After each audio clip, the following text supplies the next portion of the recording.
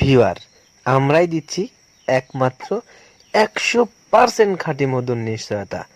না না না, 1000% খাঁটি মধুর নিশ্চয়তা। ভুল বললাম।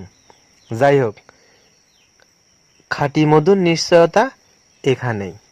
আপনারা চাইলে ইনবক্সে যোগাযোগ করতে পারেন, নট ফর সেল। যাই হোক, সবাইকে দাওয়াত দিলাম খাঁটি মধু। আপনারা সবাই আইসেন, খাইলে খায়েন, না খাইলে না খায়েন, একটু ঘুরে মুড়ে যায়েন, দেখে মেখে যায়েন। খাওয়া না খাওয়া সেটা আপনার ব্যাপার, দেওয়া না দেওয়া সেটা আমার ব্যাপার।